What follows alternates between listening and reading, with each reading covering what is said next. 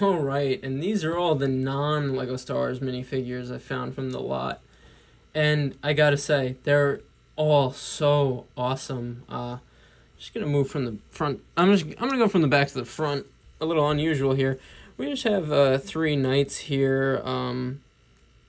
These two are the classic style and are actually worth a really good amount of money because they're so old. And this one in the middle is a newer Dragon Knight, I'm assuming. But yeah, I didn't have a lot of Knights themed Lego sets, but it's cool to have these three here.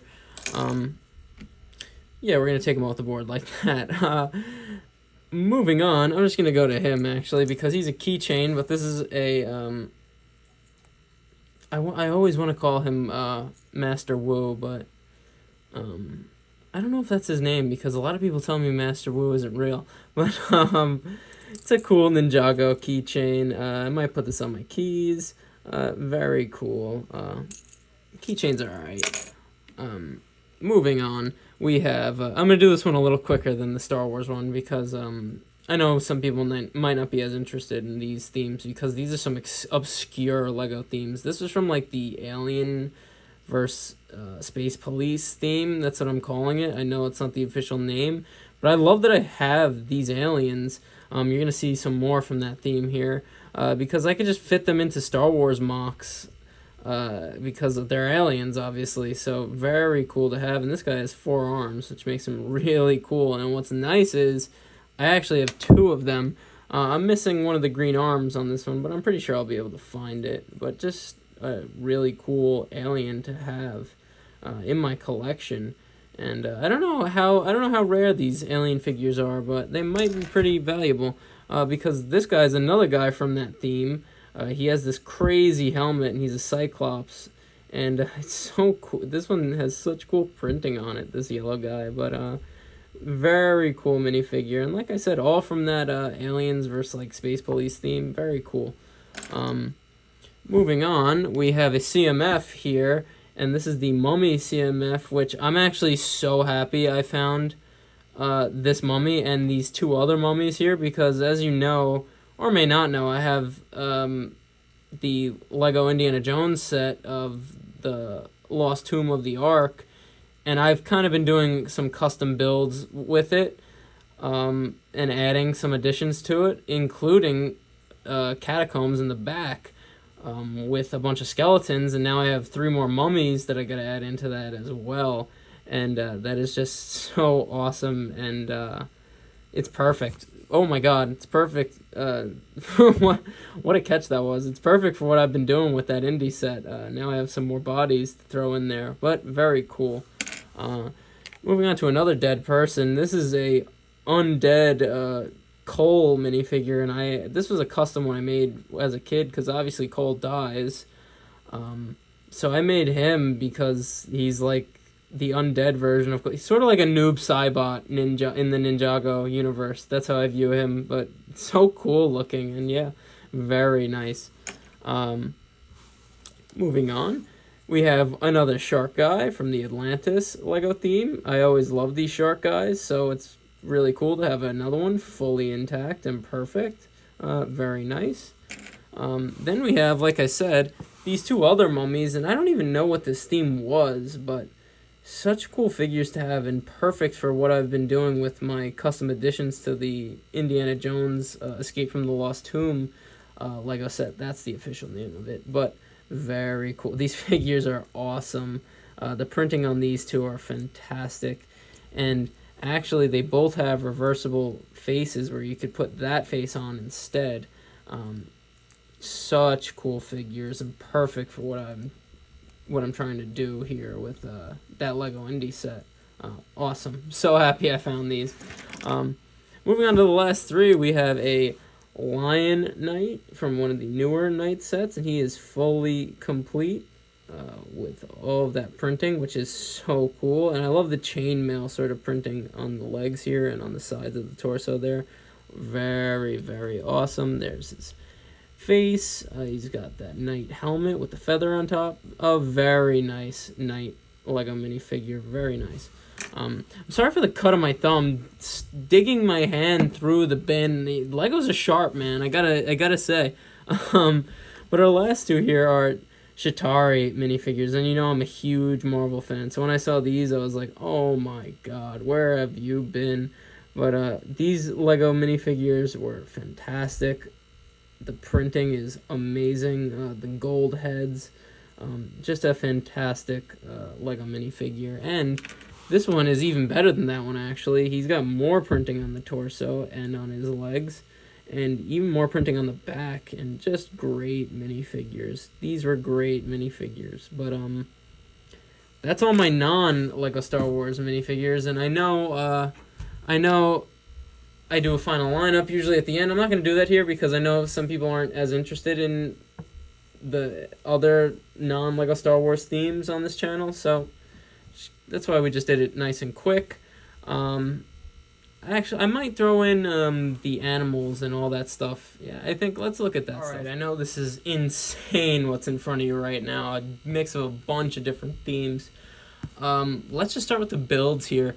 This is actually the build from the first Clone Battle Pack ever, and when I saw this I was like, oh my god, no way. It's a little incomplete, but still just very cool to have its history.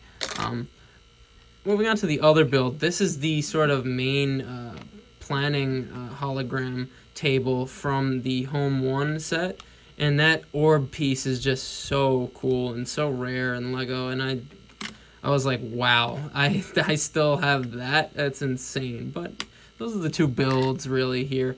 We're just going to go quick through this here because I don't want to waste a lot of time. I have no idea what sets I got these two ostriches from, but I feel like Lego ostriches are rare, so it's a cool thing to have, and I have two of them here. Very nice, very nice. You could put a figure on top. So cool. Moving from the back here, we have two horses with these guards on, and it makes them look so badass. Like, look at that. So badass, these head guards. And I have that one, the gold head guard, and the sort of gunmetal head guard. And it just makes the horses look so much cooler. But I thought that was really awesome to have when I found them. But moving on, because there's some even more exciting things. I'll go from even way back. These two Lego pterodactyls, and everything from that first Lego Dino theme is worth so much money, because that was before they did any Jurassic World sets, so they kind of paved the way for that.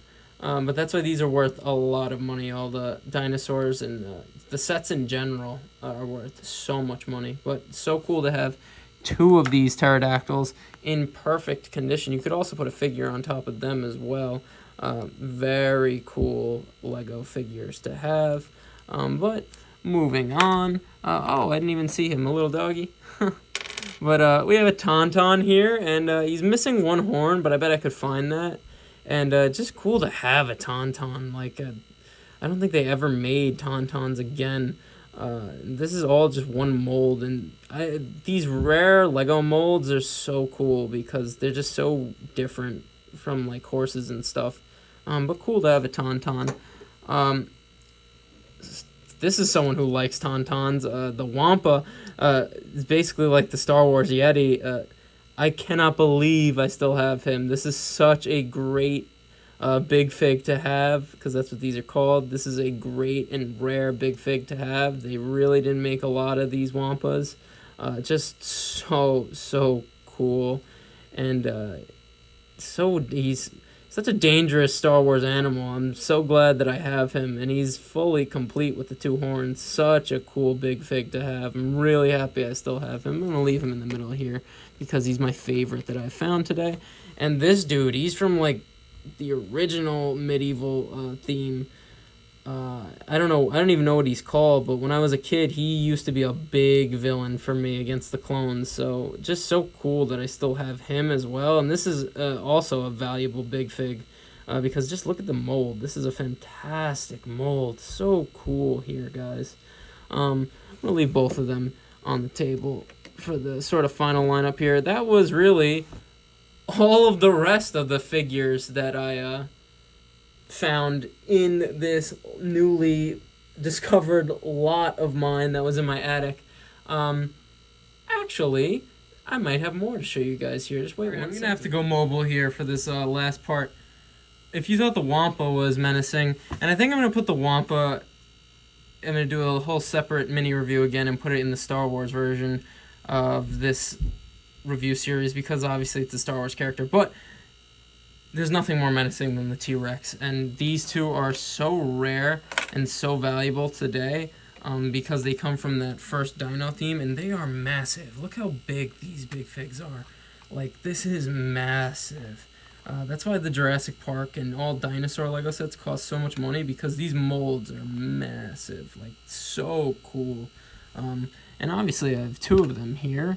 I have the red one and the green and brown one. And these are just such cool Lego figures to have. And I'm so happy I found them because, again, I thought they were all lost to history.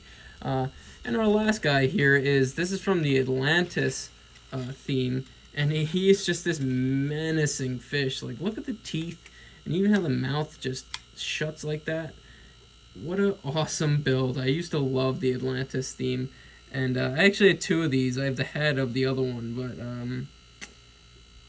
the rest of them are not there anymore, but it's all good because I have one. Like I always say, you gotta at least have one.